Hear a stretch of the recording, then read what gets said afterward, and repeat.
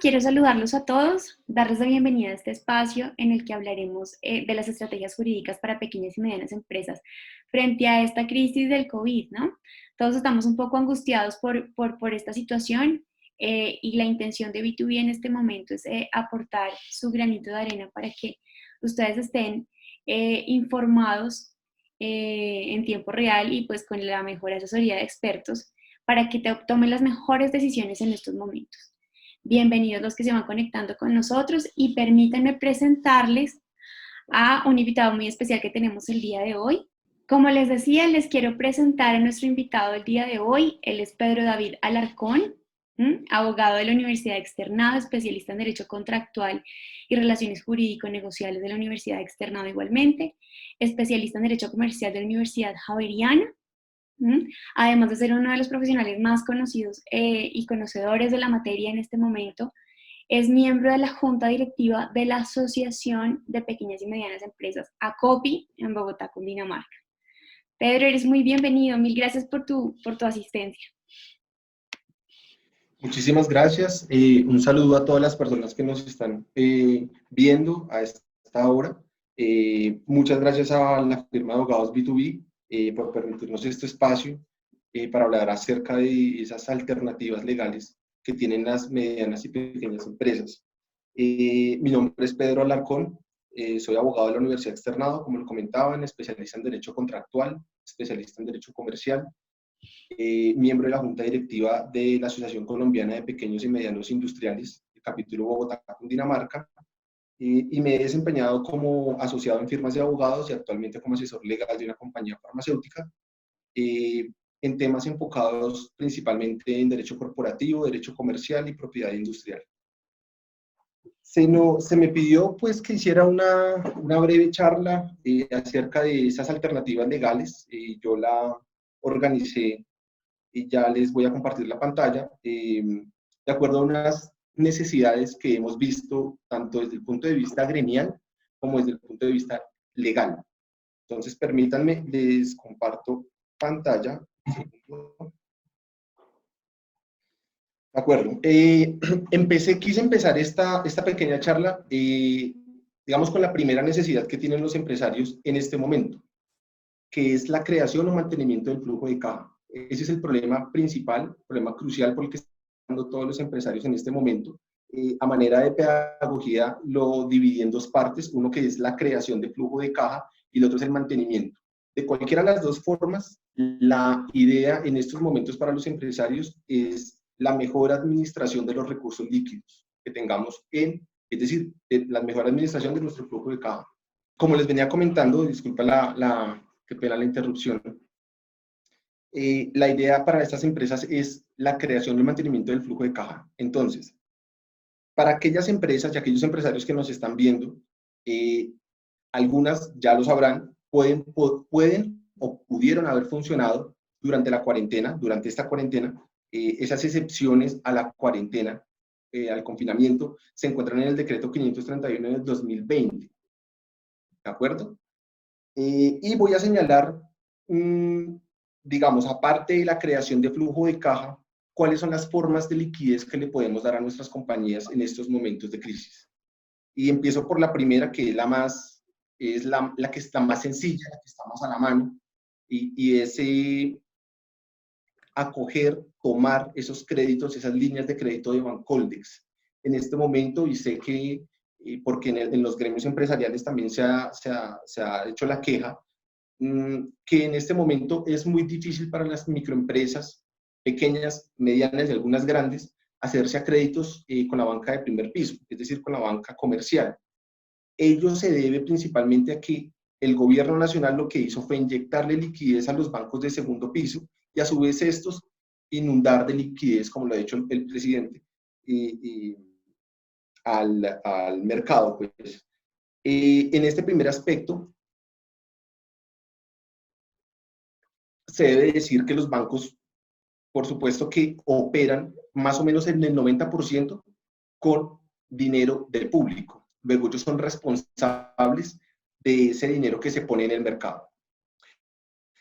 La idea que ha tenido el gobierno es inyectarle el flujo de caja a través de este banco del segundo piso a los bancos de primer piso, pero los bancos de primer piso siguen siendo muy estrictos a la hora de otorgar créditos, a la hora de mirar el riesgo. Esa es la razón principal por la cual no se ha permitido o no se ha facilitado esa inyección de capital a las empresas micro, pequeñas y medianas. Ya les comunico que hubo un anuncio por parte del gobierno en el sentido de otorgarle liquidez directamente de Bancoldex a las empresas. Esperamos que del anuncio a la ejecución pues no pasen más de 2 semanas, es lo que ha anunciado el presidente de Bancoldex. Esperaremos la forma administrativa y la forma legal en que eso va a tomar y creemos que esa sería una forma más adecuada para inyectarle liquidez. Creemos que el análisis del riesgo que van a tener esa entidad financiera pues va a ser mucho más fácil. Y en este momento existen garantías de hasta el 90% por los créditos. Sin embargo, existe un riesgo del 10% que los bancos siguen analizando de manera muy restrictiva debido a la crisis.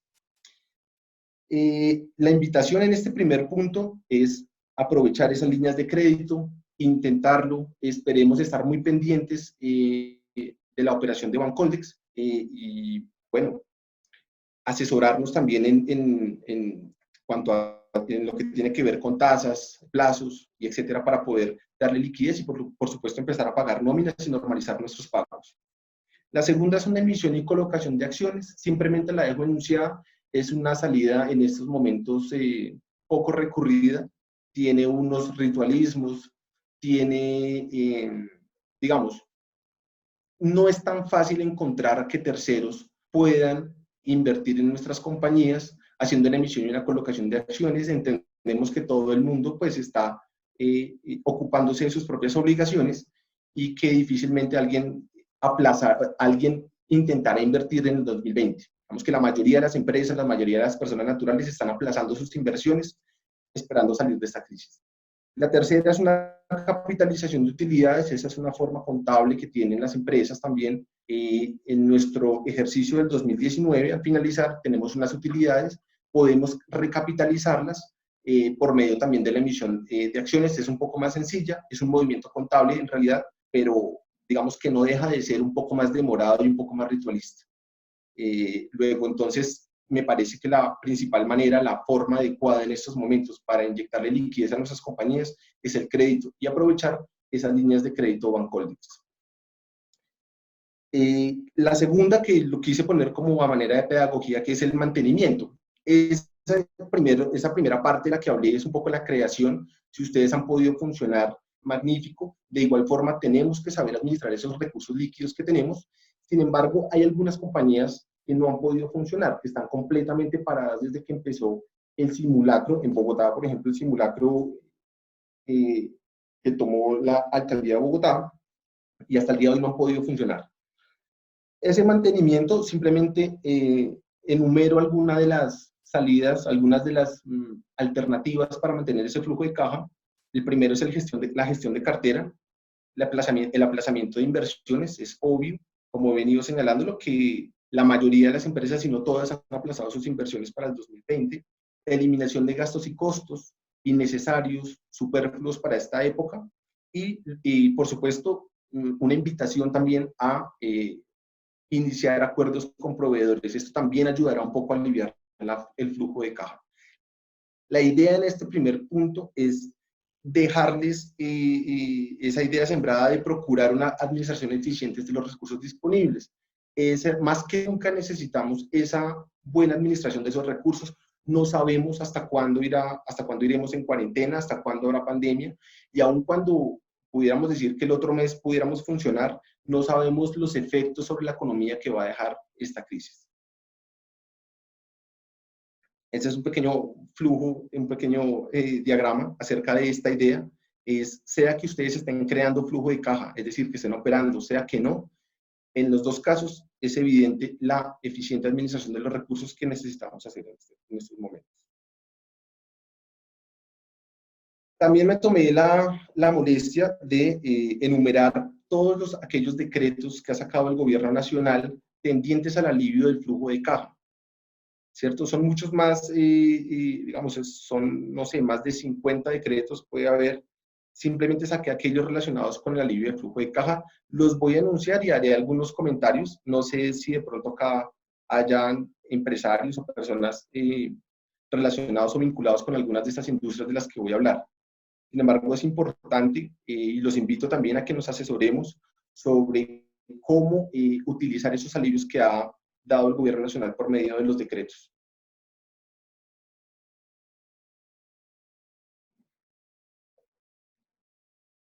El primero de ellos es el 520 del 2020, que modifica el calendario para la presentación de la declaración y pago de impuestos sobre la renta y complementarios. Entiendo que la firma B2B ya hizo una capacitación acerca del tema, pueden revisarla en YouTube.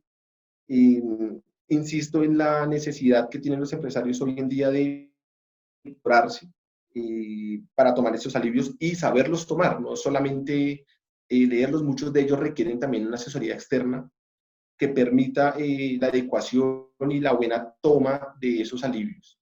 El 523 de 2020 modifica el arancel para la importación de materias primas como maíz amarillo duro, sorgo, soya y torta de soya. Es un beneficio eminentemente para los importadores. Posiblemente aquí haya alguien relacionado con la industria alimentaria. No creo que este decreto pueda necesariamente aliviar precios en toda la cadena de producción. Es simplemente un alivio de caja para los importadores de alimentos. El 535 del 2020 establece el procedimiento abreviado para la devolución y o compensación de saldos a favor del impuesto sobre renta y complementarios. El 527 señala que se toman medidas para el sector turismo y se modifican las tasas para el registro de renovación de registros sanitarios. Hacer una observación en este decreto: se reguló el derecho de retracto en lo que tiene que ver con los pasajes aéreos y se disminuyó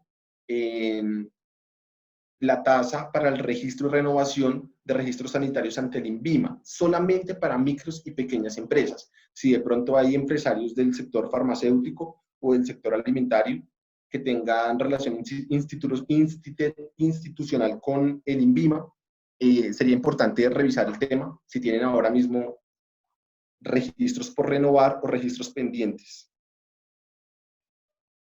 El 558 del 2020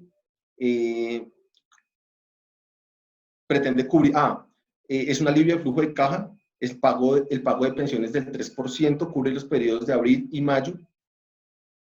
El 560 son medidas especiales en materia de insolvencia. No necesariamente este decreto alivia el flujo de caja, simplemente se modificaron algunas reglas tendientes a adelantar los procesos de insolvencia, reorganización y liquidación judicial. Sobre esto volveremos más adelante al finalizar la charla. Simplemente dejo señalados que se decretaron algunas medidas para hacer más expedita la admisión al proceso de reorganización. Se flexibilizaron algunos documentos y la información financiera que se necesita. La entidad, es decir, en este caso la Superintendencia de Sociedades, no va a hacer un examen tan riguroso de esos documentos. Se permite algunas pequeñas acreencias que no superen más del 5% del pasivo externo. Eso sin necesidad del juez del concurso, lo que sí ocurre cuando estamos en insolvencia con la ley 1116. Se permite la capitalización de pasivos. Acá hay una serie de medidas pendientes a que los acreedores puedan adquirir la unidad, la empresa. Digamos que la idea en materia de insolvencia es permitir la viabilidad de empresas que funcionen, permitir la recuperación de esas empresas que sean viables. Y en ese sentido se permitió también que para la empresa no se acabe, los acreedores puedan participar de esa sociedad, ¿cierto? Son unos nuevos instrumentos que nos trajo este decreto. Y suspendió, importantísimo, suspendió algunas normas. Creo que la más importante de ellas, o la que más pueden estar cercanos los empresarios, los comerciantes, es la norma que nos habla sobre la disolución por pérdidas. El 579 del 2020 adapta medidas relacionadas con propiedad horizontal y contratos de arrendamiento. Simplemente voy a señalar lo que tiene que ver con locales comerciales.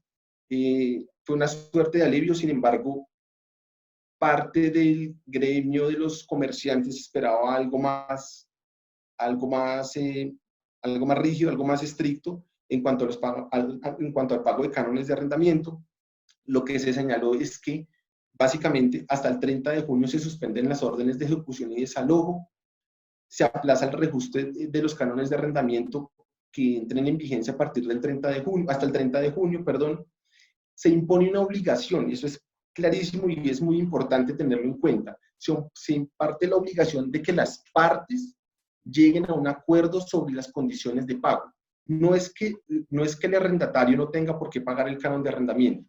Los contratos en principio continúan, ¿sí? Las obligaciones derivadas del contrato hay que ejecutarlas. Lo que ocurrió con este decreto es que el gobierno nacional está invitando, o mejor,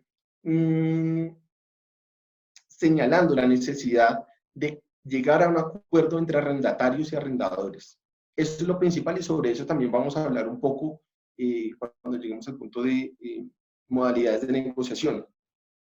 No se van a cobrar intereses de mora, sanciones, penalidades hasta el 30 de junio. Hay unos, digamos, si ustedes tienen locales comerciales que tengan que entregar durante esta pandemia, se van a alargar hasta el 30 de junio. La invitación, o más bien el espíritu de la norma, es que entre las partes se lleguen a acuerdos y evitar en la medida de lo posible que esto llegue a escenarios litigiosos. Después de que salgamos de la pandemia, sabemos que el aparato judicial pues va a tener si ya tiene un represamiento con estas cosas, pues obviamente va a tener un mayor represamiento. Luego la idea es que insistir sobre la idea de llegar a acuerdos que beneficien a las dos partes. En caso de no llegar a un acuerdo en los casos de arrendamiento, se deberá pagar, no se pagarán intereses moratorios, pero sí se paga el 50% del interés bancario corriente, que es el interés promedio que cobran las entidades financieras en las modalidades de microcrédito.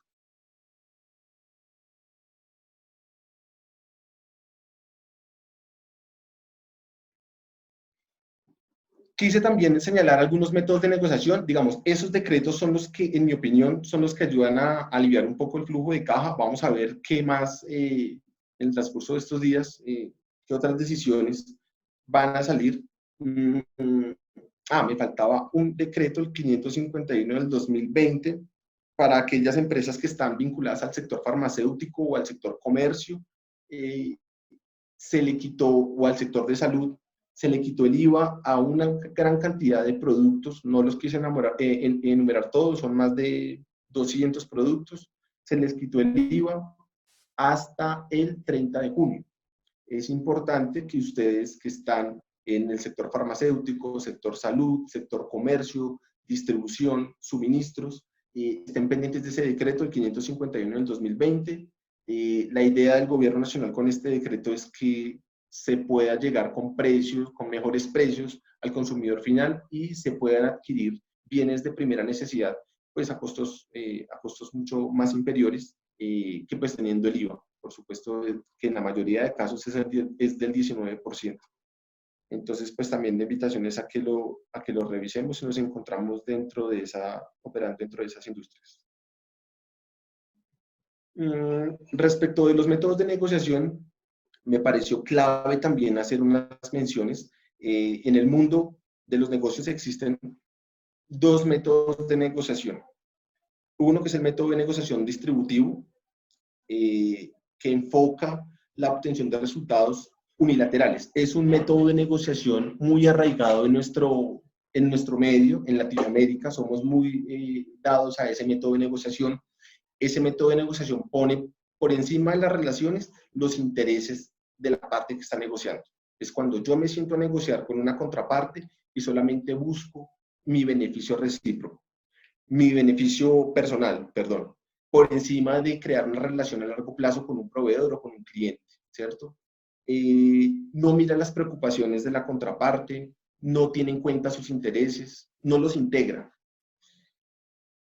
En contraposición, nació el modelo de negociación Harvard, que es el modelo integrativo, que lo que pretende es incorporar dentro de las ofertas que uno cuando está negociando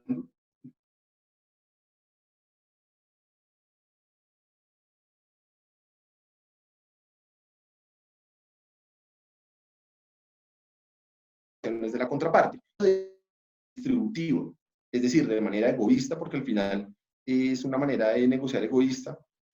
Lo que estoy diciendo es que en estos casos, y más que nunca, y creo que la invitación del gobierno es a que hagamos muy buenos acuerdos en estos momentos de crisis. Eh, Entendemos, por supuesto, que sin la ayuda de todos y en todos los sectores de la economía no podremos salir avante de la crisis. La necesidad de fortalecer, de mantener ese flujo de caja para pagar a nuestros trabajadores, tiene que ver también con un argumento utilitarista, si se quiere, y es que no vamos a salir de la crisis si las familias no tienen un ingreso para poder mover la economía, para poder mover la demanda, para poder mover el mercado interno. Luego, esa ha sido un poco la idea que lleva al gobierno, la idea que tienen los gremios, si no son todos los gremios empresariales los que lo tienen, y es una idea y es un chip, una idea que les quiero también, que les quiero presentar, y es que tratemos de mantener los trabajadores con un ingreso. Tratemos de ceñirnos a las circulares del Ministerio de Trabajo, a las alternativas legales que tenemos para mantener esos puestos de trabajo, hacer una muy correcta utilización del flujo de caja. Si la pandemia llegaría a pasar en 1 o 2 meses y la cuarentena se levanta, no sabemos los efectos económicos que va a tener sobre la economía.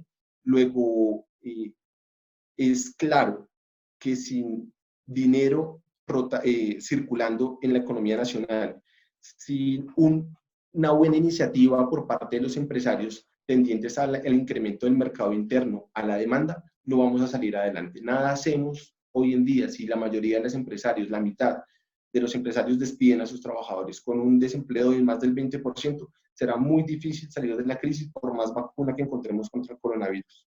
Entonces la invitación es un poco también a eso. Y eso lo conecto con esto que tiene que ver con los métodos de negociación. Es imprescindible que en estos momentos entre todos nos ayudemos. ¿Con el objeto de qué? De incluir en esos negocios, en esos acuerdos, los intereses de la contraparte. Hoy más que nunca necesitamos buenos negociadores, buenos empresarios negociadores que puedan llegar a acuerdos que realmente beneficien a las dos partes y no busquen solamente el beneficio individual. Esa es un poco también la idea. Les presento estos dos métodos de negociación. Las características de la negociación distributiva, primero, consideran sus objetos enfrentados a los de la otra parte. No consideran que los recursos y valores que se intercambian son fijos y limitados. Les pongo un ejemplo. En materia de arrendamiento, muchas veces el arrendatario lo que cree es que el único valor que le está dando a su propuesta es el pago de un canon, pero muchas veces no vemos que parte de ese plus o de esa ventaja que tiene el arrendador cuando nos tiene a nosotros como arrendatarios es que ese arrendador está teniendo una estabilidad en sus ingresos. Por ejemplo, que somos unos arrendatarios serios que pagamos nuestro canon al día, que queremos que nuestra relación contractual sea a largo plazo, ¿cierto? Que no vamos a dejar, como dicen coloquialmente, tirado el local, que no nos vamos a desaparecer. Digamos que son cosas, son plus, son ventajas que puedan tener nuestras ofertas, que muchas veces no las ponemos sobre la mesa o las damos por sentadas. En estos momentos es clave y es fundamental que lo pongamos de presente en todas nuestras ofertas y en todas nuestras ofertas de acuerdos y de negociación. El negociador distributivo reclama y presiona por obtener una mayor parte de lo que se negocia. Es costumbre latinoamericana también llegar a improvisar en las negociaciones, no saber hasta qué punto financieramente una propuesta es sostenible o no, y ante una concesión de la contraparte, lo que cree el negociador distributivo es que está dejando dinero sobre la mesa. Y lo que hace es exigir y exigir más concesiones, y muchas veces, o en momentos de crisis, lo que ocurre es que las dos partes se retiran y no logran llegar a ningún acuerdo, terminan perdiendo los dos y termina perdiendo también la gente que depende también de esos ingresos y de esas unidades productivas. Para el negociador distributivo no es importante las relaciones. Y acá me voy un poquito atrás y les señalo que en la negociación distributiva, por ejemplo, es buena una negociación distributiva en los casos de compraventa de inmuebles, en los casos en los que la relación va a ser muy corta, compraventa de un inmueble, compraventa de un vehículo, de una maquinaria. Pero si ustedes lo que están pretendiendo o lo que tienen son negocios o acuerdos a mediano y largo plazo, lo ideal es mantener una buena relación. No quiero imaginarme los problemas que puedan estar teniendo hoy en día dos empresarios que hayan hecho acuerdos hace 5 o 3 años y que no tengan una buena relación. Seguramente no podrán resolver los problemas contractuales que estén teniendo en estos momentos. A diferencia de dos negociadores integrativos que hayan tenido una negociación hace 5 años o hace 3 años, que en estos momentos tengan que resolver un conflicto contractual. Seguramente estos segundos que llevan una buena relación podrán resolverlo de manera extrajudicial. Su objetivo es siempre la victoria, exigen concesiones como condición para la relación, son duros con los problemas y las personas, mantienen a toda costa su posición, no admiten concesiones, no son flexibles, entre otras cosas porque como llegan a improvisar en la negociación, no saben hasta dónde pueden ceder su posición. Algunos amenazan con abandonar la mesa de negociaciones, con abandonar los acuerdos, engañan con respecto a su última posición y exigen ventajas unilaterales como precio del acuerdo. Es clave en estos momentos, y les reitero la idea y la invitación a que en estos momentos de crisis hagamos acuerdos integrativos. Cuando nos sentemos con nuestra contraparte, cuando estemos diseñando una propuesta, por ejemplo, lo que tenga que ver con el pago del canon de arrendamiento, pago a proveedores, incluso con nuestros trabajadores, nos pongamos en los zapatos del otro e integremos en nuestra propuesta los intereses y las preocupaciones de la contraparte, bien sea trabajadores, proveedores, clientes, ¿cierto? Y hagamos propuestas viables y hagamos propuestas que integren o que vinculen a todos los participantes de la negociación. Por el contrario, las características de la negociación integrativa es que ponen en primer lugar la construcción de una relación duradera, integran al acuerdo los intereses y preocupaciones de la otra parte, comparten información vital con miras a llegar a un buen acuerdo y realizan ofrecimientos que benefician a todos los intervinientes. Clave, como les digo, cambiar un poco el chip en estos momentos de crisis. Seguramente, si la mayoría de empresarios o si todos los empresarios logramos negociar o hacer acuerdos integrativos, tenemos un muy buen terreno ganado una vez se levante la cuarentena o una vez la crisis haya sido superada.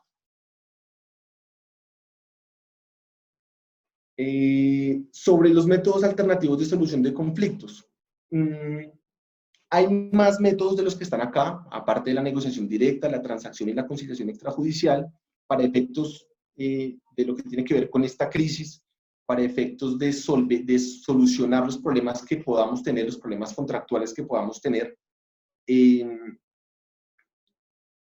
Los tres principales son esos: la negociación directa, que es de lo que hemos venido hablando, que es entre las dos partes tratar de solucionar los conflictos, proponer, hacer contraofertas, tener en cuenta esos intereses de nuestra contraparte y consignarlos de manera escrita sería la forma ideal. Para eso existen pues todos los medios que están al alcance: una llamada telefónica, un correo electrónico, una videollamada. Insistir, muchas veces encontramos silencio de parte de nuestras contrapartes, insistir en llegar a un acuerdo, no dejar pasar el tiempo. El silencio de parte de las ofertas que hacemos no significa aceptación, tengámoslo en cuenta. Y pues eso hay que verlo de acuerdo al caso por caso, pero digamos que legalmente el silencio no podría ser, no puede ser tomado como una aceptación de por sí. Esto hay que evaluarlo dependiendo la industria, dependiendo el caso en el que estemos y las particularidades del mismo. La transacción básicamente es un contrato por escrito en el que las dos partes precaven un litigio, ¿cierto? Las dos partes hacen concesiones. Lo que se consigna en esa transacción, en ese contrato de transacción, es cosa juzgada. Significa que no puede volverse ese conflicto o eso que se está transando, no puede volver a ser objeto de un litigio o de una conciliación o de otra transacción o de otra negociación, ¿de acuerdo? Lo que hagamos en esa transacción es cosa juzgada y puede ser las obligaciones a las que se lleguen las partes por medio de ese contrato de transacción pueden ser solicitadas ante el incumplimiento de manera ejecutiva, es decir, en un proceso ejecutivo. Me parece que es un método muy eficaz. En mi opinión, requiere el asesoramiento legal. Como les digo, es un contrato, hay que tenerlo por escrito. Se pueden transar prácticamente en materia comercial todas las materias. Habrá algunas excepciones, por supuesto, pero en materia corporativa, en materia comercial, casi que todas las materias pueden ser transadas.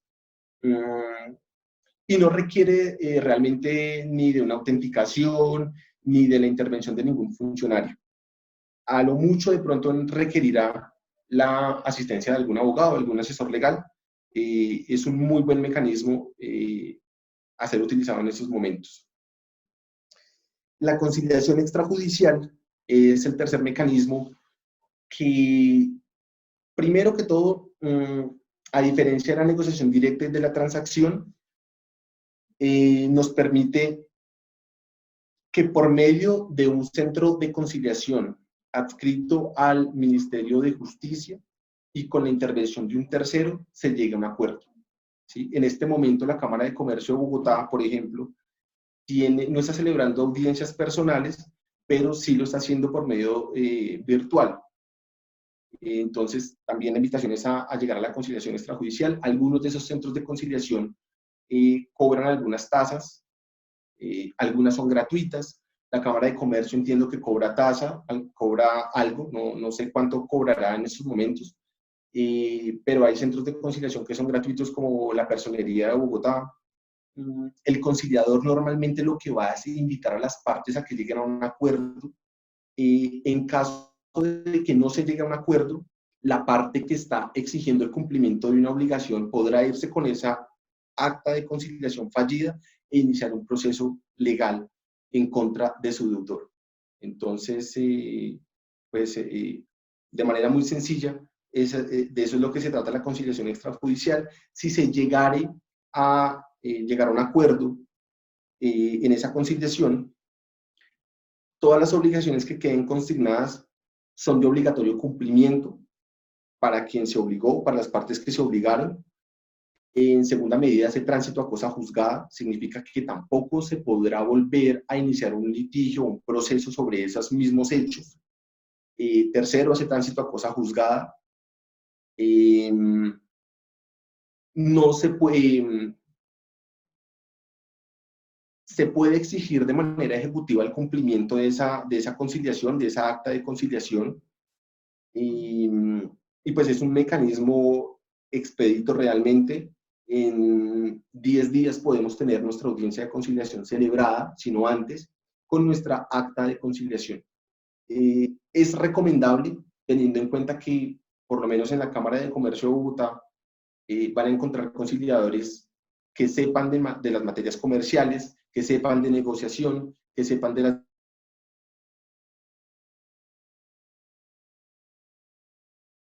Pues es preciso también señalar que el conciliador no es que imponga una solución al conflicto, invita a las partes a que lo hagan, incluso puede llegar a hacer ofrecimientos o hacer propuestas para que con el objeto de que las partes se acerquen, ¿cierto?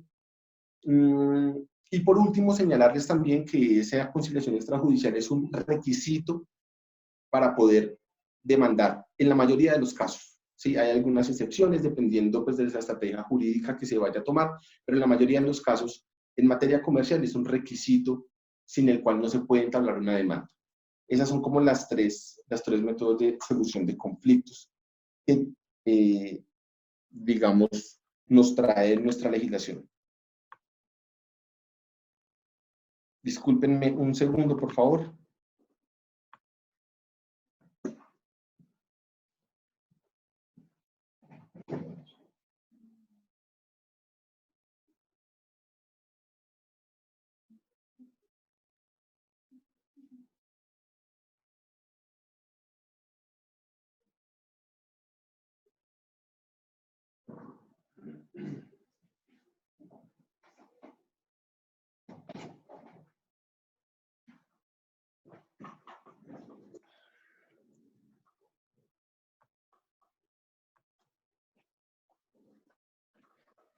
Entonces, para retomar, tenemos la negociación directa, que es la negociación entre las dos partes que tienen el conflicto. Tenemos la transacción, que es un contrato escrito que hace tránsito a cosa juzgada, donde las partes hacen concesiones mutuas con el fin de precaver un eventual litigio. La juzgada es de obligatorio cumplimiento. Y tercero, la conciliación extrajudicial, que se hace ante centros de conciliación avalados por el Ministerio de Justicia frente a un funcionario que es un conciliador, y las alternativas o la conciliación, las decisiones que se tomen en esa conciliación, si en realidad se pudo conciliar el tema, hacen tránsito a cosa juzgada. Significa, repito, que no se podrán volver a incoar litigios o conciliaciones o negociaciones sobre esos puntos, y que es de obligatorio cumplimiento para las partes, so pena de que se pueda demandar su ejecución forzosa por medio de un proceso ejecutivo. Además de ello, pues como les señalaba, también es un requisito para poder demandar en la mayoría de materias comerciales. Esas son las tres principales métodos alternativos de solución de conflictos. Mi invitación es hacer uso de ellos, en principal la negociación directa. No hay mejor forma que solucionar los conflictos entre quienes saben, y no dejárselo a un tercero. Significa no dejárselo a un juez que termine decidiendo por las dos partes. En la medida de lo posible es mucho mejor que entre las partes se pongan de acuerdo. El siguiente tema que quiero tocar tiene que ver con dos figuras que no solamente se encuentran en nuestro ordenamiento jurídico, sino que la mayoría, sino todos los ordenamientos y todas las jurisdicciones lo tienen, que es la fuerza mayor y es la excesiva onerosidad sobrevenida.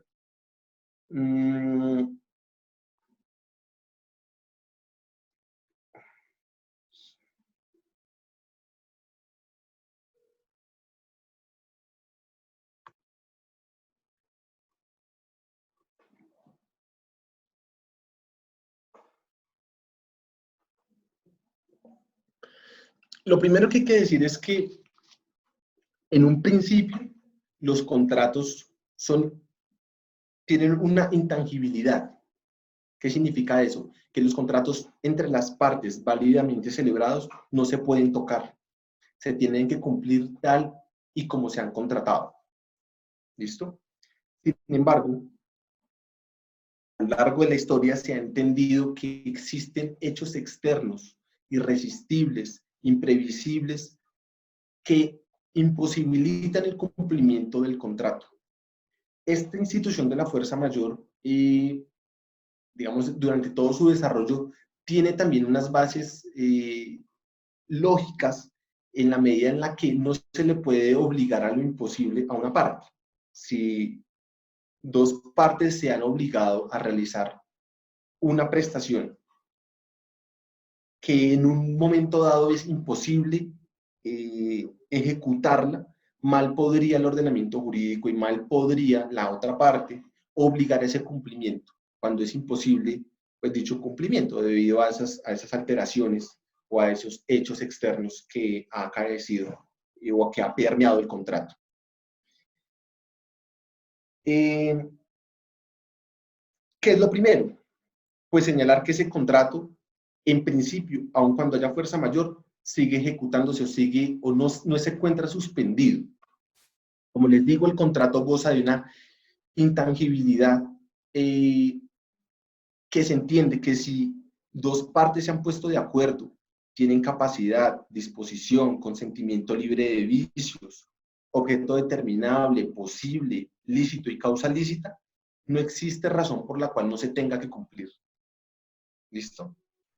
Sin embargo, esa fuerza mayor es una suerte de válvula de escape cuando hechos externos imposibilitan la ejecución del contrato. ¿Listo? Es aquí donde cobra relevancia esa institución de la fuerza mayor. Y paso a hablar de esos requisitos, de requisitos para poder utilizar esa institución de la fuerza mayor. Hoy en día, y más que nunca en estos momentos, estamos escuchando que muchos empresarios están llamando a la fuerza mayor para sustraerse del cumplimiento de sus obligaciones. Sin embargo, es importante, es importante saber cuáles son esos requisitos. No todos los casos en los que se imposibilita la ejecución de un contrato está inmerso dentro de la fuerza mayor. Primero que todo, la fuerza mayor se encuentra regulada en el artículo 60 del Código Civil. Sus requisitos, de manera muy breve, son: primero, tienen que imposibilitar absolutamente el cumplimiento de la prestación. Absolutamente imposible de ejecutar la prestación. Y lo recalco porque si la persona que está obligada en un contrato a ejecutar una prestación lo puede hacer, pero es difícil, pero aún lo puede hacer, existe alguna posibilidad de hacerlo, no se encuentra dentro de la fuerza mayor, muy difícilmente podrá alegarla en un proceso judicial. ¿Listo? Tiene que estar completamente imposibilitado para poder acudir a la institución de la fuerza mayor. Los requisitos es, primero, que exista un hecho extraño. ¿Qué significa eso? Que la causa del incumplimiento no depende de ninguna de las partes, no depende del deudor. ¿Sí? Ya más adelante vamos a ver las formas que toma la fuerza mayor en tiempos de COVID-19. ¿Sí? En esta primera medida simplemente les digo que es un hecho extraño, un hecho ajeno, externo, que sale de la órbita de los contratantes y que imposibilitan de manera completa, de manera absoluta, el cumplimiento del contrato. Segundo, que es imprevisible. Esa imprevisibilidad hay que verla caso a caso. El hecho extraño hay que verlo caso a caso y todos los requisitos hay que verlos caso a caso. Sin embargo, de manera general, lo que se pretende con esa imprevisibilidad es que, bajo criterios de anormalidad y rareza, dependiendo de la ejecución de la prestación, dependiendo de la industria en donde nos encontremos, hay que ver si ese hecho extraño, si ese hecho externo, en realidad era imprevisible. Si era previsible, tampoco estamos en la fuerza mayor. Les pongo un ejemplo. Si hablamos de una empresa que está en la industria del petróleo, hace unas 3, 4 semanas, un mes más o menos, que estamos hablando de esa fluctuación de los precios del petróleo. Si alguien está en ese mercado, difícilmente podría alegar una fuerza mayor, debido a que se encuentra dentro de ese mercado y que, como un comerciante diligente, tendría que haberlo podido prever. Se entiende que los empresarios están pendientes de sus industrias, de que manejan sus negocios como un buen hombre de negocios, con unos altos estándares de diligencia, razón por la cual difícilmente alguien podría decir que ese bajonazo en los precios del petróleo debido a las pujas entre Arabia Saudita y Rusia, pues era imprevisible. ¿De acuerdo? Es imprescindible tener en cuenta esa imprevisibilidad. En todo caso, si llegara a ser previsible y se llegara a contratar, se entiende también que esos riesgos de esa imprevisión se encuentran dentro de los riesgos naturales del contrato. Luego también será difícil alegar una fuerza mayor ante un incumplimiento. Esa fuerza mayor tiene que ser irresistible. Y ese tercer punto es el de más difícil. Ese tercer punto es el más difícil de probar, que es la irresistibilidad, es la incapacidad absoluta del deudor de sobreponerse a los efectos de la causa extraña. ¿Sí? Ese es el más complicado. Y por eso hablábamos en un principio de mantener nuestro buen flujo de caja, de tomar muy buenas decisiones financieras y económicas en estos momentos. Posiblemente, si nos llegáramos a encontrar en un caso de fuerza mayor, en estos momentos o en un proceso judicial, nos van a exigir nuestra contabilidad, nos van a hacer rendir cuentas sobre las decisiones financieras y económicas que hemos tomado en nuestro negocio o en nuestro patrimonio. Luego, es fundamental que esa irresistibilidad imposibilite completamente la ejecución del contrato. Y, por supuesto, pues es absoluta, que es lo que ya he venido diciendo, objetivamente no podrá el deudor cumplir. ¿Listo? Ni con la mejor diligencia, ni con la mejor buena intención podrá hacerlo. Si se reúnen esos requisitos, podríamos llegar a alegar una fuerza mayor. ¿Cuáles son esas consecuencias de alegar la fuerza mayor?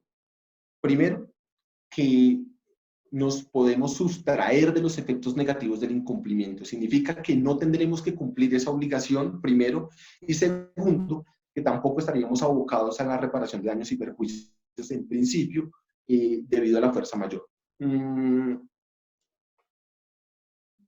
Estos son, digamos, es como una suerte de los hechos relacionados con la fuerza mayor en lo que tiene que ver con el COVID-19. Lo primero es la pandemia. La Organización Mundial de la Salud declaró el COVID-19 como pandemia.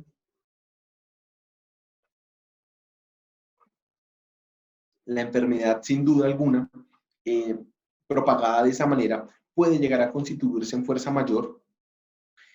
Sin embargo, en nuestro medio, y la manera más fácil, en mi opinión, para poder alegar la fuerza mayor, tiene que ver con los actos de autoridad, que son los decretos legislativos que ha emitido el gobierno nacional y de algunas autoridades locales en lo que tiene que ver con la cuarentena y el confinamiento. Si a una empresa le obligaron por medio de un decreto a cerrar su negocio, evidentemente está ante una fuerza mayor. Es un hecho irresistible, es un hecho imprevisible, es un hecho extraño y es un hecho absoluto que no permite la ejecución de la prestación. Hay quienes, y también es importante señalarlo, hay quienes dicen que era previsible. Sin embargo, la previsibilidad en estos momentos o en estos casos tiene también que ver con un lapso de tiempo, ¿no? Estamos hablando de que prácticamente la cuarentena, por ejemplo, en Bogotá, se declaró, fue un jueves, que era básicamente era un ensayo pues de pandemia, de cuarentena, y el lunes ya teníamos una cuarentena definitiva absoluta. Difícilmente podrá alguien alegar que no era una fuerza mayor si nuestras empresas están paradas completamente. En mi opinión, habrá sustento suficiente para acogernos a la fuerza mayor con base en esos actos de autoridad. Y es que si nos obligaron a cerrar, pues no hay forma de cómo hacerle frente a nuestras obligaciones. En materia laboral también se habla de una fuerza mayor en los casos de suspensión de contratos. Nadie está obligado a lo imposible. Luego, esa sería, en mi opinión, la mejor forma en la que toma forma esa fuerza mayor, ¿vale? Los hechos de terceros también se constituyen como fuerza mayor.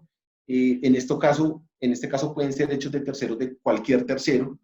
Sin embargo, en lo que tiene que ver con la pandemia del COVID-19, pues son hechos de autoridad, que son hechos de terceros, ajenos a nosotros, que imposibilitan por completo la prestación de algunas de nuestras obligaciones. Sin embargo, bueno, es importante también señalar que la fuerza mayor en materia contractual exige un cumplimiento riguroso,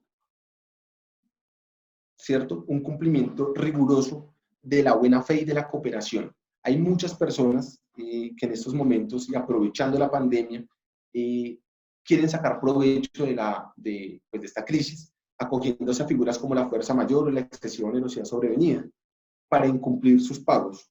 Digamos que estos no son momentos para sacar ventajas unilaterales de figuras jurídicas para poder sacar ventaja, ¿no? Esa no es la idea.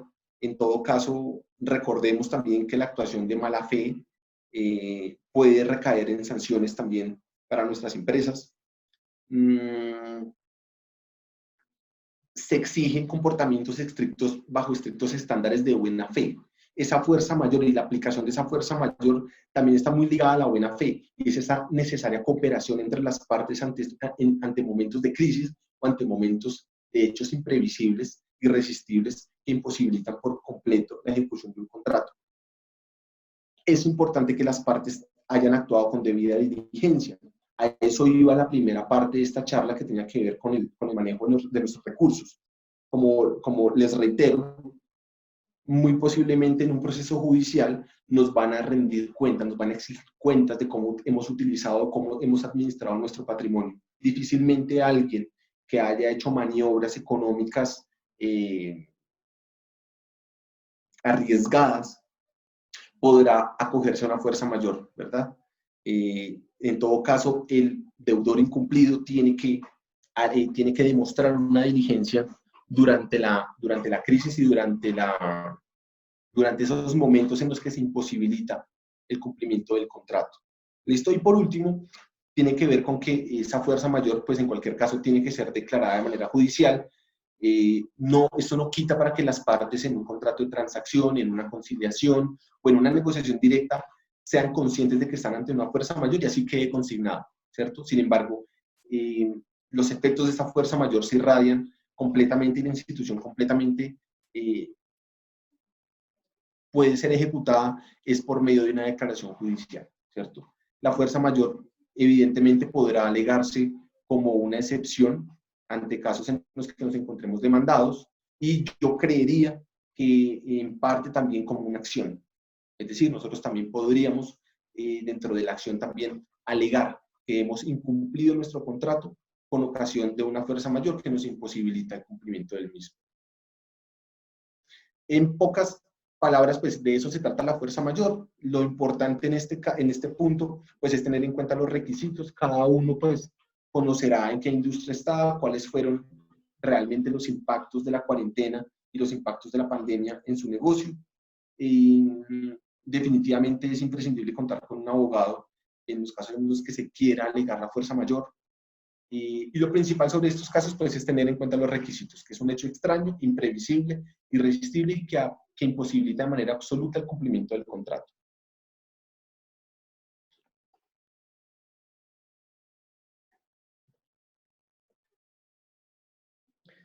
De manera paralela, existe una figura que se llama la excesiva onerosidad sobrevenida, que encuentra también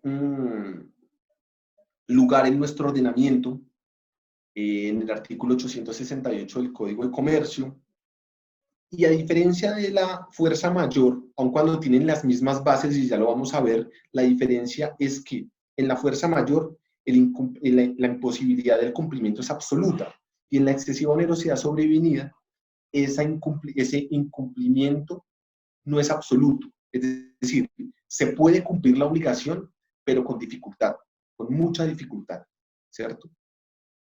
Esa es básicamente la diferencia. Creería, en mi opinión, que muchos empresarios se encuentran más en la segunda figura, es decir, en la excesiva onerosidad sobrevenida, que en la fuerza mayor. ¿Sí? Muchos nos encontramos en dificultades, no en imposibilidad absoluta de cumplir. Esta sería la figura jurídica o la forma legal de separarnos o sustraernos del cumplimiento de un contrato, de una obligación.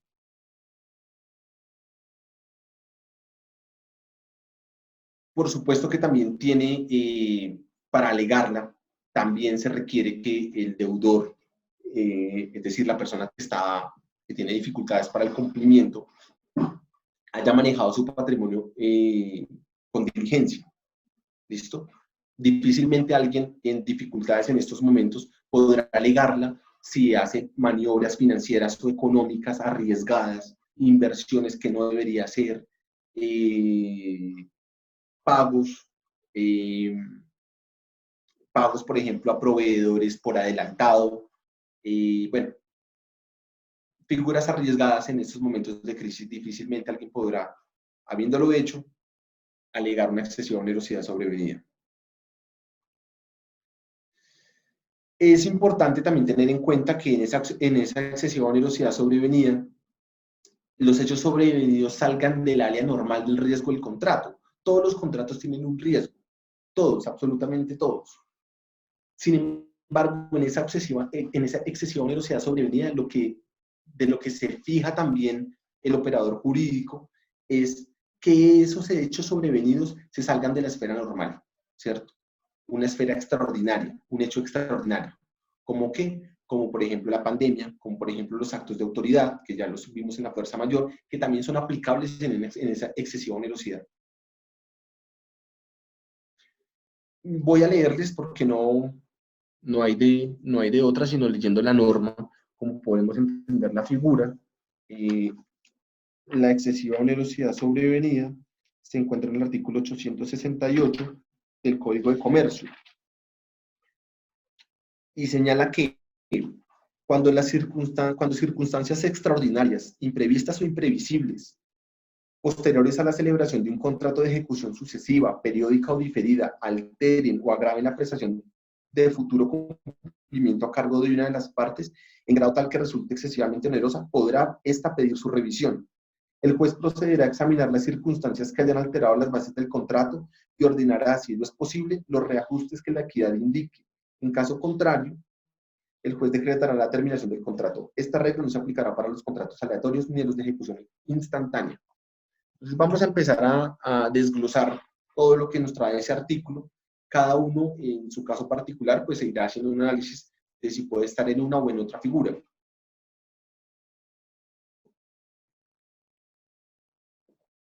Lo primero es que son circunstancias extraordinarias, igual que en la fuerza mayor, bajo criterios de rareza y anormalidad, ¿vale? En este caso, tanto la pandemia como los decretos legislativos se encuadran dentro de esas circunstancias extraordinarias. Imprevisibilidad, igual que en la fuerza mayor, bajo criterios objetivos y conforme con la diligencia de un buen hombre de negocios. ¿Listo? Esa imprevisibilidad tiene que ver no de manera subjetiva, sino de manera objetiva. Realmente otro empresario, dirigente, puesto en esas mismas circunstancias, pudo haber previsto una pandemia de esa magnitud, la emisión de todos esos decretos. Tercero, tienen que ser hechos posteriores a la celebración del contrato. ¿Listo? No aplica para contratos que se estén celebrando en este momento.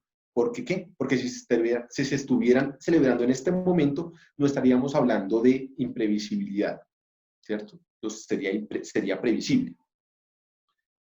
Estamos hablando de contratos de ejecución sucesiva, periódica o diferida. ¿Qué significa ello?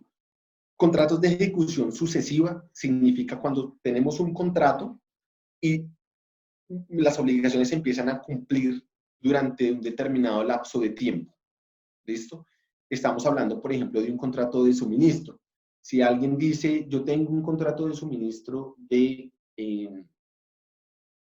medicamentos, estamos hablando de un contrato de ejecución sucesiva, de tracto sucesivo, ¿cierto? Donde la obligación no solamente se cumple una vez yo le llevé los medicamentos a mi cliente o a mi distribuidor, sino que se cumple de manera periódica, de manera sucesiva, perdón. En esos casos, si el contrato se celebró con anterioridad de la pandemia y en esos momentos el fabricante o el productor de esas medicinas, por poner el ejemplo, no puede cumplir por cuanto no le han permitido abrir la fábrica, sus empleados están enfermos, o cualquier otra circunstancia externa irresistible que no dependa de él relacionada con el COVID, podrá hacer también uso de cualquiera de las dos figuras, de la fuerza mayor o de la excesiva onerosidad sobrevenida. Es importante tener en cuenta que son contratos de ejecución sucesiva. Contratos de ejecución periódica o diferida, ¿qué significa? Yo contrato el día de hoy, la prestación se cumple una sola vez, pero no se cumple de manera instantánea. ¿Listo? Ese es el caso, por ejemplo, de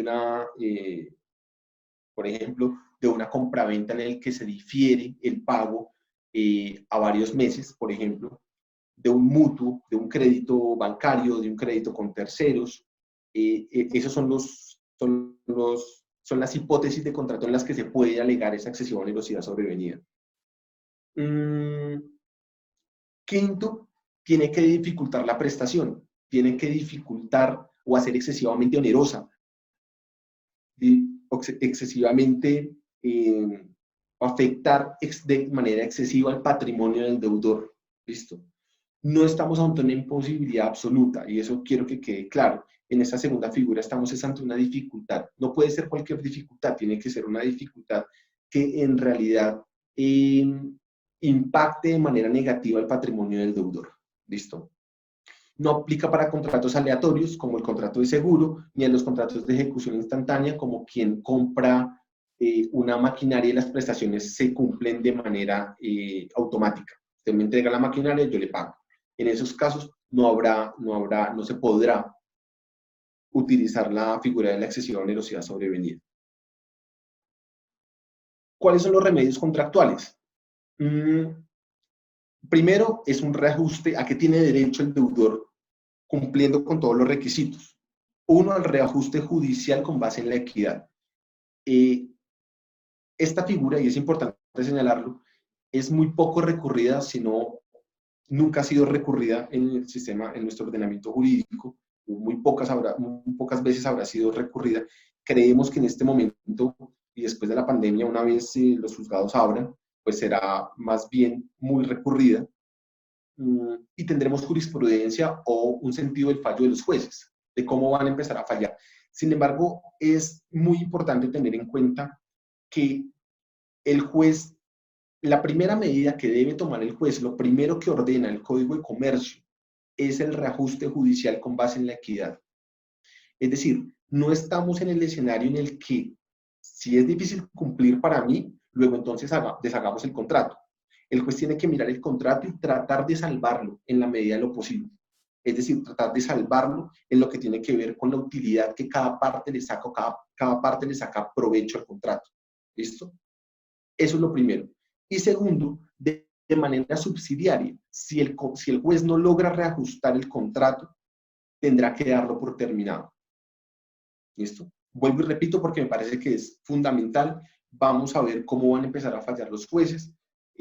No faltará el funcionario que prefiera por ahorrarse un reajuste judicial o por ahorrarse un tiempo o de pronto por ahorrarse problemas, pues en el reajuste judicial decrete de una vez la terminación. Lo que ordena la ley en estos casos es el reajuste, ¿sí? Es el equilibrio económico del contrato. Es que si a uno se le dificultó, miremos cómo se le bajan estas prestaciones o cómo se le aumentan a estas para reequilibrar, ¿de acuerdo? Si no se puede hacer, lo que dice la ley, lo que dictamina la ley es que el juez podrá decretar la terminación. La idea es cuál, pues que las partes puedan, de acuerdo a la industria, de acuerdo al tipo de contrato que tengan, pues que el juez pueda llegar a un reajuste judicial, ojalá que beneficie también a las dos partes. Tiene que haber una actuación de buena fe, por supuesto. Acá no vale aprovecharnos de esta pandemia para favorecernos de estas figuras jurídicas. En todo caso, las actuaciones de mala fe, si son así demostradas dentro de un proceso, pueden llegar también a resarcimiento de daños y perjuicios de nuestra contraparte, sanciones pecuniarias e incluso pueden constituir delitos. La invitación es a que nos sentemos y de verdad de manera transparente podamos decir, bueno, estamos dentro de una fuerza mayor, no pude y me fue imposible cumplir este contrato o estoy en una dificultad tan grande que en realidad pues el cumplimiento afectaría de manera muy negativa a mi patrimonio, luego voy a pedir la revisión del contrato. Y por cuarto punto, quise poner, existe pues en mi opinión una incertidumbre sobre la manera en que fallarán los jueces después de la pandemia. No encontré o no hemos encontrado una línea en la que puedan fallar, en la que hayan fallado los jueces respecto del reajuste judicial. Esas son cosas nuevas que pueden traer también un poco de inseguridad para las partes, por lo cual también pues la invitación es otra vez a que logremos negociaciones directas con nuestras contrapartes. Por último, hablar un poco de insolvencia. Seguramente, digamos, estoy queriendo hacer un bosquejo muy general sobre estos temas. Seguramente ustedes tendrán preguntas. Estas figuras jurídicas, pues por supuesto que son más complejas de lo que yo he venido diciendo. Habrá que analizarse caso por caso. Lo importante o la intención es que pues, les quede claro que existen esas dos figuras que pueden ser utilizadas y cuáles son los requisitos de una y otra. En todo caso, la utilización de una de esas figuras pues, requerirá de una asesoría legal que permita pues, la aplicación de una u otra figura. Mientras regresa Pedro David, importante recordarles a todos cuáles son nuestras redes sociales para que ustedes estén siempre actualizados en temas jurídicos, laborales, tributarios y pues en general todo lo que tiene que ver con este tema del COVID-19. Los queremos invitar, ya que llegó David, ya te habilito. Queremos invitarlos a que nos sigan en nuestras redes sociales. Ahí va a estar toda la información de nuestras próximas capacitaciones, charlas, bueno, todo el tema. www.b2babogados.com es nuestra página web. Nos pueden encontrar también en nuestro canal de YouTube como B2B Abogados y Consultores. En Instagram, Facebook, LinkedIn nos pueden encontrar también como B2B Abogados y Consultores para que ustedes ahí tengan la información de primera mano y por favor nos sigan acompañando en estos espacios. Pedro David, ya que llegaste, por favor, continúa. Gracias. Bueno, el último tema que quería tocar era un tema de insolvencia. En estos momentos, pues, va a ser muy recurrida. Muchos empresarios definitivamente, pues, no les servirá ni los alivios de flujo de caja que dictamina el gobierno nacional. Muchos tampoco podrán acudir a esas figuras jurídicas como la fuerza mayor o la excesiva onerosidad sobrevenida. Alguien decía que no hay peor injusticia que la justicia tardía. Por eso mi insistencia en que logremos acuerdos prejudiciales. Muchas de las soluciones que tienen que ver con la fuerza mayor o la excesiva onerosidad sobrevenida le van a llegar tarde a los empresarios y ya las empresas habrán tenido que cerrar, sus empleados habrán tenido que quedarse sin empleo y pues con todos los impactos en la economía que eso tendrá. Sin embargo, la legislación colombiana nos trae en la ley 1116 un método para, un método no, más bien es un procedimiento cuando las empresas, personas naturales o jurídicas que, hacen, que hacen actos comerciales o actos de comercio no tienen forma de pagar, básicamente esa es la idea, de forma más técnica de lo que se trata la reorganización empresarial y empiezo por decir que la insolvencia tiene dos fases, la primera o dos etapas para mejor. La primera es una reorganización empresarial y la segunda es una liquidación judicial. Los objetivos de esa reorganización empresarial son primero la protección del crédito, ¿sí? Es decir, la protección del crédito de esos acreedores, de lo que se le adeuda a los acreedores. Segundo, la recuperación y conservación de la empresa como unidad de explotación económica y fuente generadora de empleo. El Estado entiende que las empresas pues son al final las que dan empleo en la economía, ¿cierto? Y busca salvaguardarlas. ¿Con la intención de qué? Pues de que no haya más desempleo, por supuesto de que no haya crisis económicas y que todos tengan un ingreso con el que puedan subsistir. En eso son fundamentales las empresas y el Estado así lo entiende. Esa es la idea de una reorganización empresarial, de recuperar esas empresas que son viables. ¿Listo? La idea es cuál, que la empresa pueda, por medio de ese proceso de reorganización, normalizar sus relaciones comerciales y preservar la empresa como una unidad de explotación y generadora de empleo. El tema de reorganización empresarial es bastante largo, es técnico, sin duda requiere del asesoramiento legal. Este es uno de los temas, incluso hay especializaciones y firmas de abogados especialistas en insolvencia. Sin embargo, pues, dada la inquietud de muchos empresarios con la figura o con el proceso, pues voy a nombrar las etapas más importantes, las consecuencias y los efectos más importantes de someterse a una reorganización empresarial. Lo primero es que la aplicación es para personas naturales comerciantes o personas jurídicas no excluidas.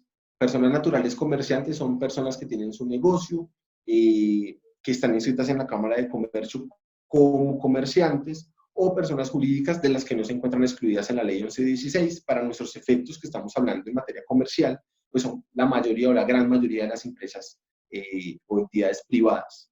La competencia la tiene la Superintendencia de Sociedades, también la tiene el juez del circuito, el domicilio del deudor. Sin embargo, pues el juez de Superintendencia de Sociedades es un juez especializado en esta materia, que seguramente llevará por medio del procedimiento mercantil muchísimo más expedito y de una forma más experimentada el proceso de reorganización.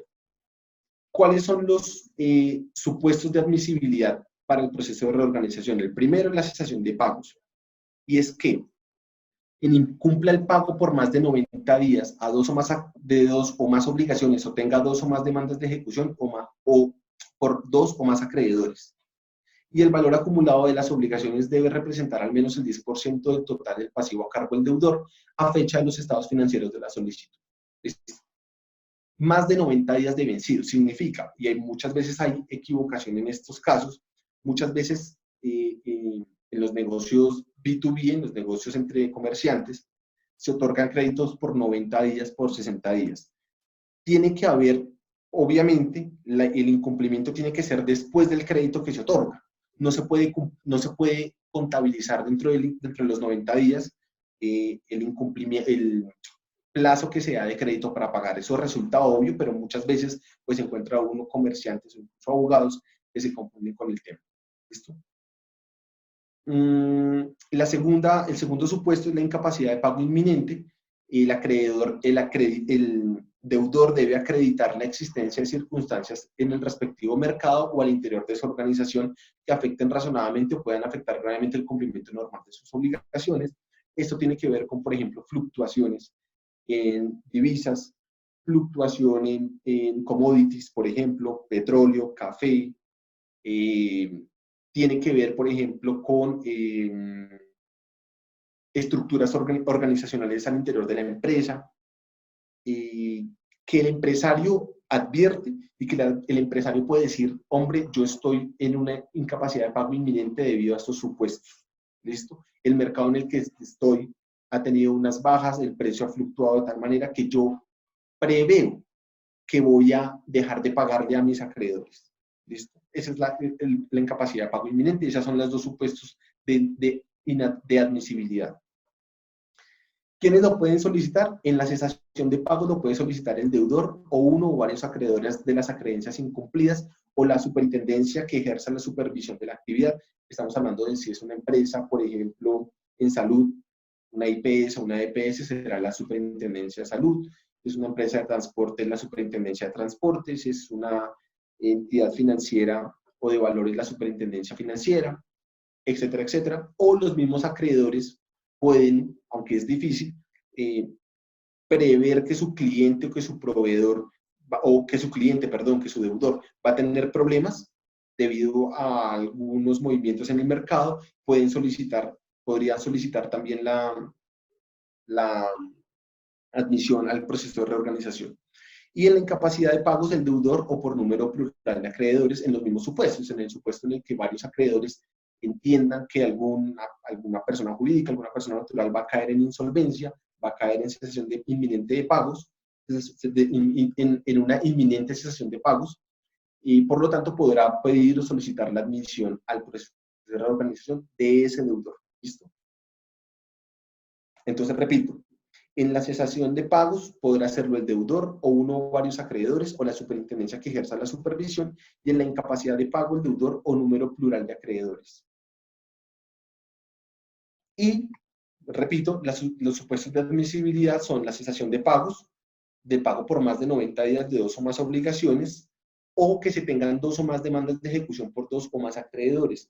Y en general, esas obligaciones deben representar al menos el 10% del total pasivo a cargo del deudor. Y la otra es la incapacidad de pago inminente, que lo debe acreditar el deudor o lo deben acreditar los acreedores ante circunstancias específicas de un mercado específico o que tengan que ver con la estructura administrativa de la organización. Los efectos de la presentación de la solicitud de la admisión a la reorganización.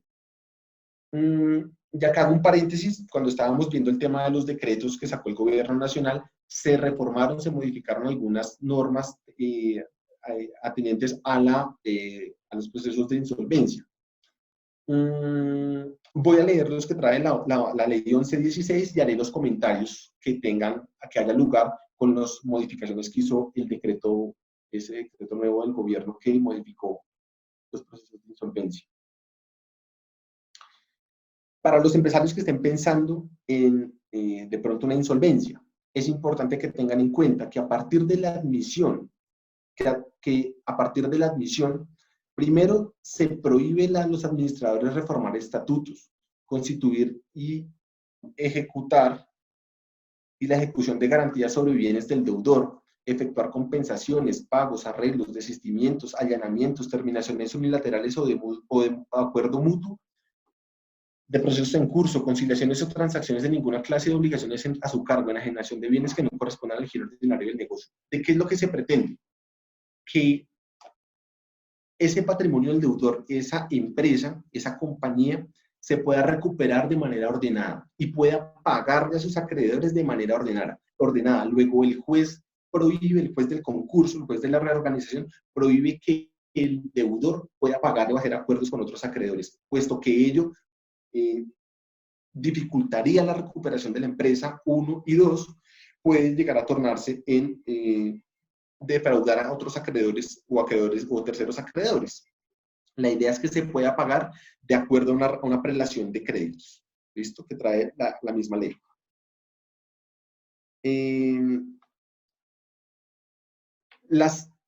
Esas operaciones pues tienen que ser autorizadas por el juez del concurso. Hay sanciones pecuniarias y remoción de administradores con resarcimiento ante la violación de las prohibiciones. Existe ineficacia de pleno derecho de todas las operaciones o negocios que se hagan después de la admisión de la reorganización.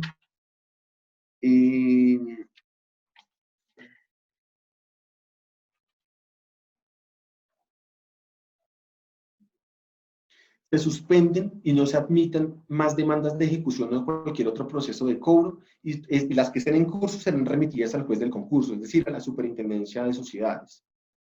Lo que se pretende es ponerle como una suerte de suspensión a todos los gastos y costos que tiene que ejecutar la compañía, y solamente se van a dejar aquellos necesarios para el giro ordinario de los negocios de esa compañía. ¿Listo? Solamente aquellos necesarios: pago de proveedores, pago de trabajadores, algunos referentes a impuestos. Básicamente son esos tres. La ley trae algunos más, pero la idea, para efectos de que nos hagamos una idea, no se puede pagar más allá de eso. ¿Listo? Se continúan los contratos. Eso es un alivio para los empresarios que entran a la reorganización, que bajo el supuesto de reorganización no puede otra empresa terminar un contrato. ¿Sí? Vemos que en muchos contratos, en muchos modelos de contrato, muchas empresas colocan dentro de las cláusulas de terminación el ingreso a insolvencia o el ingreso a reorganización del contratante. Esas son estipulaciones sin eficacia. Es decir, en el caso en que en realidad la empresa, el cocontratante, entre a reorganización, no podrá hacerse válida. Nadie podrá terminar un contrato por el solo hecho de entrar a reorganización. ¿Listo? Pero los incumplimientos posteriores al inicio sí pueden alegarse para su terminación. Ya vamos a ver que una cosa son las deudas que se deben al inicio del proceso, y otra cosa son las deudas después del inicio del proceso de reorganización. No es un procedimiento sencillo. Existen dos posibilidades. Uno, se puede nombrar a un promotor, o el mismo representante legal puede hacer de promotor. En todo caso, son más gastos que tiene que sacar la compañía. Y el siguiente paso, digamos, para resumir el tema de la reorganización, es una calificación y graduación de créditos y derechos de voto.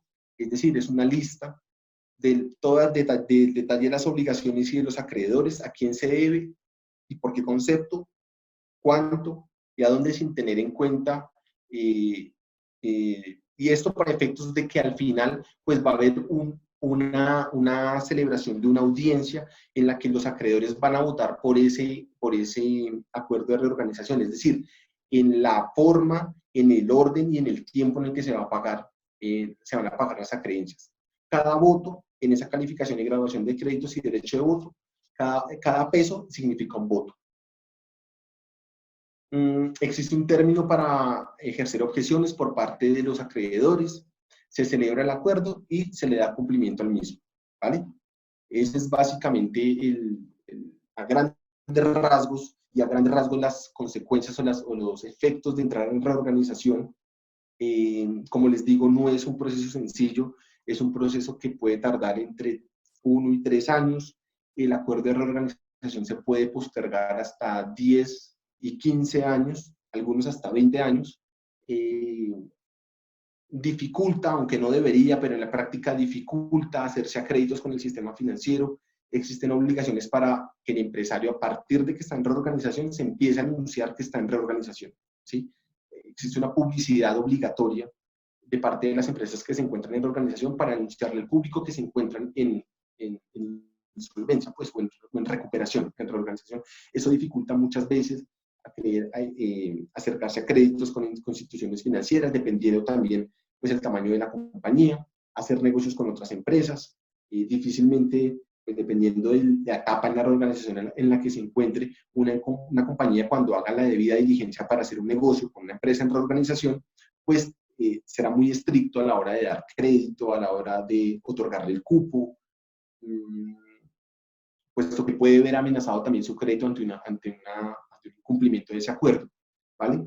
Simplemente para terminar, señalar que ante el incumplimiento del acuerdo, lo que se viene es la liquidación judicial y la liquidación ordenada del patrimonio del deudor a todos sus acreedores. Por último, se le pagarán a los accionistas o a los socios. Básicamente lo que se pretende es pagar ordenadamente las acreencias que tiene el deudor, ¿vale? Eso es básicamente de lo que les quería hablar. No sé si en este punto ya tengan algunas dudas. Si tienen dudas acerca del proceso de reorganización o liquidación judicial, seguramente tendrán bastantes dudas. Es un proceso bastante técnico, bastante largo. Pero bueno, estamos acá para atender esas dudas, claro que sí. Mil gracias, Pedro, por toda tu intervención, por toda tu información tan valiosa. En realidad, sí nos han hecho varias preguntas a lo largo de tu charla. No sé si te parece que empecemos a formularlas. Claro Son que sí, poquitas, para no quitarte mucho tiempo. claro que sí. Mil gracias. Bueno, la primera pregunta que nos hace Jenny nos dice, mi jefe es arrendador de un local comercial, su arrendatario le envió una comunicación de terminación unilateral sin agotar una negociación previa, faltando a la buena fe. Entiendo que los juzgados no están atendiendo. ¿Qué mecanismo puede utilizar mi jefe? Perdóname, discúlpame que no te entendí al principio. ¿Ella es arrendataria o arrendador?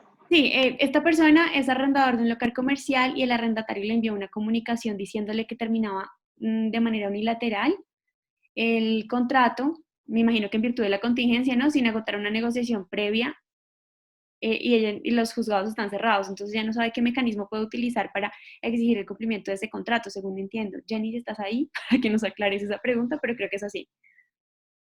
Vale. Bueno, en los casos de terminación, tengamos en cuenta, y acá no sé si están viendo la pantalla, Sí, sí la vemos.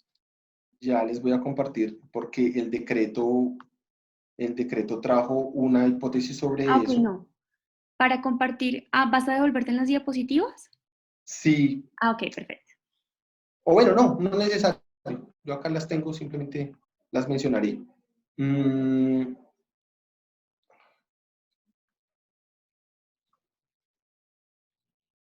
si la terminación que hizo el arrendatario es en medio de la contingencia, hasta antes del 30 de junio, y no debía más cánones, tendrá que recibirle el local comercial. ¿Listo? Bajo el decreto 551 del 2020. Es posible que, claro, las negociaciones o los acuerdos a los que pretende que lleguen las partes del gobierno nacional tienen que ver pues con la subsistencia del contrato, claro, de cómo se va a pagar. Sin embargo, ese decreto pues trajo inmerso la posibilidad de que el arrendatario, una válvula de escape para el arrendatario, en el sentido de no pagar ni sanciones, ni intereses moratorios, ni sanciones, ni cláusulas penales, ni indemnizaciones, si se está al día, ¿vale? Hay que diferenciar dos etapas. Una, si se está al día y definitivamente quiso dejar el local, no habrá lugar absolutamente a ninguna acción judicial por parte del arrendador. Perfecto. Diferente a si está en mora en los cánones. Si se fue debiendo algún canon, tendrá derecho el arrendador a que le paguen el canon con el 50% de intereses sobre el interés bancario corriente. Ok. Bueno, también por acá nos preguntan, ¿la pandemia del COVID-19 es un hecho imprevisible? Es decir, ¿podría aplicar los requisitos de fuerza mayor? Pues en mi opinión sí, podría. Sin embargo, he escuchado a otros colegas de otras firmas de abogados que señalan que podía ser previsible, puesto que desde noviembre, desde diciembre ya se estaba hablando en China que habían enfermos por el COVID-19 o por un nuevo virus, no se le había puesto todavía el nombre. Sin embargo, en mi opinión y teniendo en cuenta pues, las condiciones económicas de nuestro país, creo que sí podría constituirse como un evento de fuerza mayor.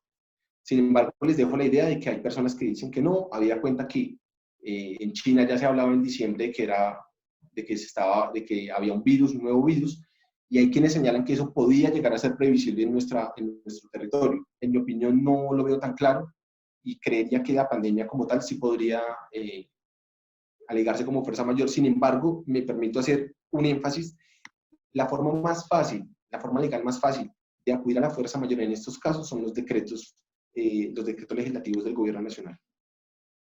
Ok. Nos pregunta Andrés Felipe Giraldo Marín, para alegar la figura de excesiva onerosidad sobrevenida, ¿puede repetir la explicación del tercer requisito, hechos posteriores a la celebración del contrato?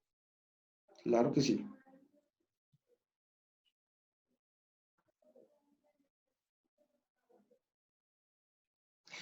Sí, estamos ante hechos posteriores a la celebración del contrato. Es decir, tienen que ser esos eventos de la excesiva onerosidad sobrevenida tienen que acaecer después de la celebración del contrato, es decir, en la mitad de la ejecución del contrato. Por eso hablamos de contratos de ejecución sucesiva, periódica o diferida. ¿Listo?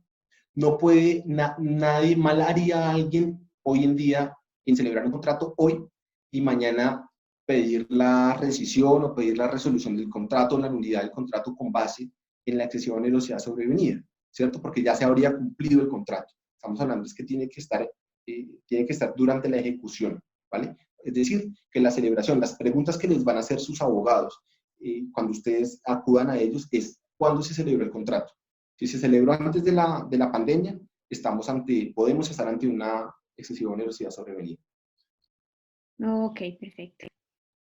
Em, Nos pregunta Alejandra Cardona, ¿qué propones para la situación que enfrentan bares y discotecas, toda vez que las mismas por la acumulación de personas no podrán abrir? Sí, yo creo que más que una salida legal para esos empresarios, es una salida política que tiene que ver con los gremios. Creo que Asobares, no sé cómo estarán representados en Asobares, la persona que está haciendo la pregunta en particular, pero creo que más que una salida legal es una salida política que tiene que ver con las agremiaciones y la fortaleza de esas agremiaciones respecto del gobierno. Yo esperaba, cuando el presidente Duque anunció el tema de los arriendos, esperaba algo más, algo que facilitara más a la industria de las discotecas, de los restaurantes, del entretenimiento. Sin embargo, pues ese fue el decreto que salió, ¿no? La propuesta, después del tema de la agremiación, mejor dicho, la propuesta que yo les haría, la salida que yo les haría es: agremiense. Esa es la mejor salida para los empresarios en este momento, agremiarse. Y lo otro es insistir en una salida negociada. Ahí ya no hay más, el decreto es claro y ya pues tocará esperar qué salidas, una vez abran los juzgados, pues de qué manera empezarán a jueces en estos casos, qué estándares va a utilizar de diligencia y de buena fe para las partes en esa negociación que se intentó. Y pues mi consejo también es: acudan a las líneas de Coldex, háganse a los alivios que ha sacado el gobierno nacional para todo el tema tributario, laboral. Eh, Esa sería como recomendación. Gracias. Bueno, nos pregunta Geraldine Viñafañe, en el caso de las empresas prestadoras de servicios públicos, que en virtud del 528 las faculta diferir el cobro de los costos fijos y consumo de los usuarios de estratos 1 y 2, ¿m? ¿Estas empresas también pueden solicitar pagar sus obligaciones con sus contratistas en plazos diferidos? Entiendo que ese decreto, porque no lo he estudiado, lo leí, pero no lo tengo supremamente claro. Entiendo que van a salir unas líneas a las que se pueden acoger esas empresas. Si esas empresas se llegaran a acoger a esas líneas, podrían, entiendo yo, diferir algunos pagos. Pueden hacer que se difieran de sus clientes, de sus clientes, pues algunas tarifas, y las tarifas, perdón, y negociar con sus proveedores algunas obligaciones. Sin embargo, el signo que ha trazado el gobierno pues ha sido el de la negociación directa. Ese ha sido el signo y esa es la invitación que les traigo. Pedro, eres muy amable. Bueno, veo otras preguntas, pero estas preguntas ya son más de carácter laboral y de la seguridad social, que ya hemos resuelto en capacitaciones anteriores. Para, por ejemplo, Gloria Muñoz, que nos ha preguntado sobre temas laborales, Javier Ortiz, que nos está preguntando sobre temas de seguridad social, Kelly, que nos pregunta un tema de una situación de un trabajador en específico y caja de compensación. Bueno, los quiero invitar muy especialmente a que vayan ya mismo a nuestro canal de YouTube, B2B Abogados y Consultores o B2B Abogados y Consultores, y ahí van a encontrar nuestra capacitación de principales alternativas jurídicas para empleadores ante el COVID. Muchas de las preguntas que nos están señalando acá ya fueron resueltas en esa capacitación, y si en este momento tienes dudas respecto de eso, por ejemplo, Kelly o Javier, allá seguramente se les van a absolver, ¿vale? Para no, digamos que confundir los temas. Este era un tema netamente para pymes, pero estoy segura que van a encontrar la solución a sus consultas allá. De otra parte, agradecerte, Pedro. Mil gracias por tu presencia, por tus conocimientos. Hay muchos comentarios muy positivos en el chat. La gente ha acogido muy bien esta charla. Nos están diciendo que es una excelente intervención. Entonces, no, nada, agradecerte porque sabemos que eres una persona muy ocupada y que hayas sacado este tiempo para acompañarnos a nosotros, a B2B. De verdad, le agradecemos muchísimo. No, a ustedes por la invitación.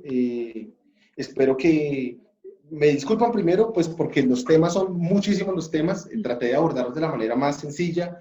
Muchos son complejos, pero no, agradecerles a ustedes, reiterarles la invitación a que se acojan a esos alivios, estar muy pendientes de las líneas de Bancoldex. Esperemos que Bancoldex entregue los recursos directamente a las compañías, y agradecerles a la firma B2B. Seguramente también estarán encantados de asesorarlos a ustedes en todos estos problemas después de esta pandemia. Seguramente una vez habrán juzgados. Ah, claro que sí, eso esperamos. Les voy a dejar en el chat en este mismo momento, antes de que se retiren y demos por finalizada esta reunión, los correos electrónicos a los que nos pueden escribir por si tienen cualquier consulta, si necesitan asesoría, y obviamente B2B estará acompañándolos en temas laborales, como les dije, tributarios, en estos temas societarios y corporativos. Agradecemos mucho. Otra vez a ti, Pedro, mil gracias. De verdad, estoy encantada con esta intervención. Mil gracias. Y mil gracias a todos nuestros asistentes que se conectan cada semana con nosotros, que están fidelizados en este momento con B2B. Agradecemos su acogida, su aceptación y su cariño. Y nada, esperamos que, como les dije anteriormente, se puedan suscribir a nuestras redes para que estén muy informados respecto de la próxima capacitación, el tema y demás. Adicionalmente, si ustedes quieren que les enviemos información adicional respecto de esta capacitación o las futuras que tengamos, no olviden dejarnos sus correos electrónicos a través de este chat, y obviamente procederemos a compartirles la información. Para las personas que me preguntan si esta capacitación va a estar en algún lugar o si la podemos compartir, claro que sí, esta capacitación va a estar en YouTube igualmente, se va a subir en el transcurso de hoy o el día de mañana, depende de nuestra community, pero va a estar en el canal para que ustedes puedan tener acceso a ella, pues, y la recomienden a las personas que lo necesiten. Mil gracias a todos por su intervención, por su buena disposición, y sobre todo a ti, Pedro, un abrazo desde la distancia. Igualmente, que estén muy bien. Que estés muy bien. Muchas gracias.